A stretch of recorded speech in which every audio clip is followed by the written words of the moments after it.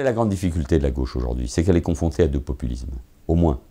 Elle est confrontée au populisme de l'extrême droite depuis déjà plusieurs années, qui a capté un vote contestataire, un vote anti-européen parfois, un vote ouvrier, et une partie des classes moyennes les plus en difficulté, et puis un populisme de gauche.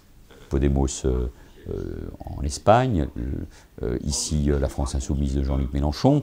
Face à cela, en plus, il y a les droites beaucoup plus souples.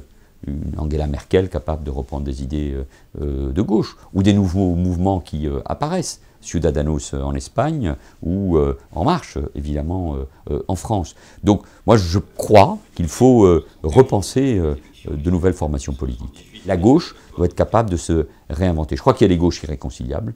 Je crois que les sociaux-démocrates ne peuvent pas gouverner avec ceux qui sont contre la construction européenne, ne peuvent pas gouverner avec ceux qui sont prêts à des compromissions avec l'islamisme politique et parfois même avec l'antisémitisme, et en tout cas ne peuvent pas gouverner avec ceux qui ne veulent pas gouverner quoi qu'il arrive.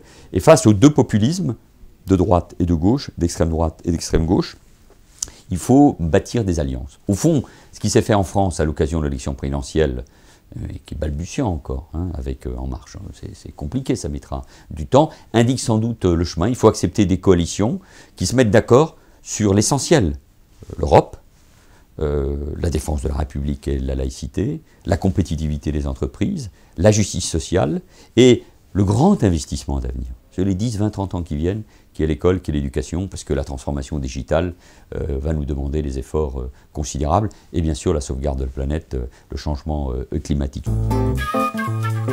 Ce que je note avec beaucoup d'intérêt, c'est que cette crise, elle n'est pas que française. Elle a ses spécificités françaises, bien sûr, dues aussi à nos modes électoraux, le mode de scrutin électoraux, mais elle est un peu partout extrêmement présente. Les Italiens nous ont précédés, le SPD allemand est à 20%, le Parti socialiste ouvrier espagnol est en très grande difficulté, la gauchisation du Parti travailliste britannique nous inquiète, et je rajouterais même, regardez de près, les partis de gauche ou progressistes, partout dans le monde, ont des difficultés. La gauche israélienne est très en mal en point, le parti du Congrès indien est en train de se réinventer, et le parti démocrate, défait par Trump, parti d'abord des minorités, doit, comme il l'avait fait avec Clinton il y a quelques années, sans doute aussi se réinventer totalement.